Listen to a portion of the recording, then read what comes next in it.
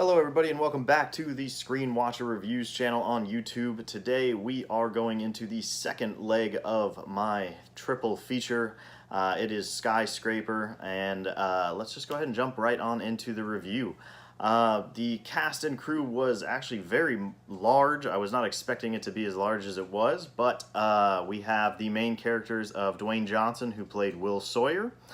He most recently was in Jumanji. He's been in a bunch of things. A lot of people know him from his WWE days. Nev Campbell played his wife, Sarah Sawyer. McKenna Roberts played his daughter, Georgia. And Noah Cottrell played his son, Henry.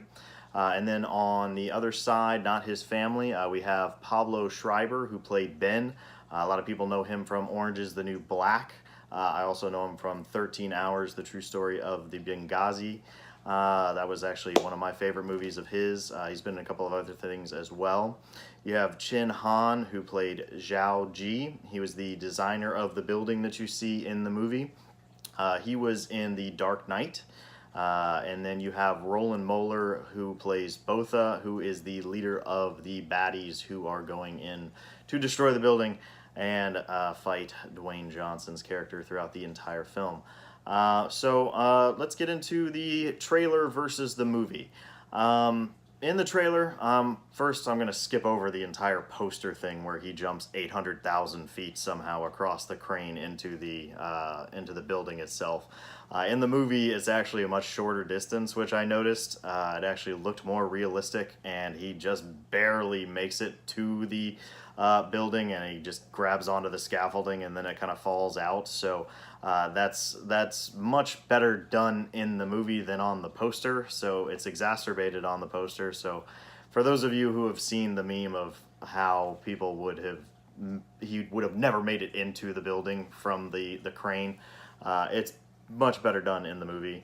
Other than that, the trailer shows the movie pretty well.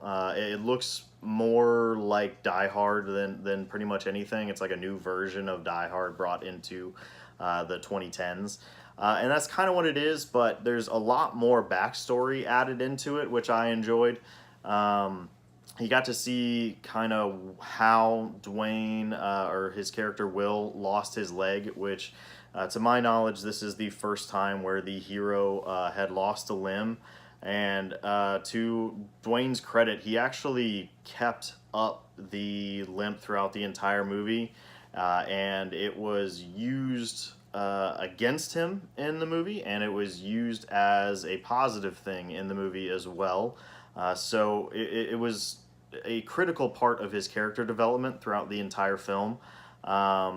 His wife, Sarah, Nev Campbell, really killed it throughout the movie as well. The kid actors, McKenna Roberts and Noah Cottrell, played very, very well their roles as well. They did a great job. Normally in action sequences, kids can kind of just run amok during films. But they did their roles very well during the scenes that they were in. But the backstory was what really kind of had me enjoying the film a lot more than I thought I was going to. I thought it was just going to be more of that throwback to the 80s action flick, which once Will gets back into the tower, Dwayne Johnson gets back into the tower, it's much more of just that kind of hokey action film. But the time it takes to get them into the tower, him climbing up the crane, him doing all the stuff beforehand, him doing the security sweep, doing the backstory on how he lost his leg, was really the intriguing part of the movie for me. After that, the action sequences were great. The storyline was pretty thin, in my opinion. I enjoyed Chin Han's portrayal of Zhao Ji. I actually liked the reason why the bad guys were going after him. I thought it was kind of intriguing. That was a new way of doing it. It's not like they were just after what was in the vault, so to speak, like in Die Hard. But it was a pretty basic film. But I gotta say, I liked how Dwayne acted with the false prosthetic. I like how he kept that up. His character didn't ever really use a lot of guns, so there was a lot of hand-to-hand combat. There was a lot of practical effects. There were a lot of digital effects as well, which I did not see coming in a movie like this, which was pretty interesting as well. And you know, overall, it was okay. If you like Die Hard, you'll love this movie. It's basically new Die Hard. They could have just said, "Hey, come see Dwayne Johnson in new Die Hard," and people would have come to see it anyways. But that's pretty much the long and short of the film. There's a whole storyline that I didn't think really needed to happen. There's literally a character that's considered a main character that doesn't have a name literally in the credits. She's Asian woman. So I kind of give them a demerit for that, so to speak. That kind of hurts my rating for it. There are a lot of no-name bad guys. There is a guy with a conflict, which I enjoyed. But again, the backstory is what made it better than just a meh, don't go see it kind of thing. If you like action movies, I would say go see it in theaters.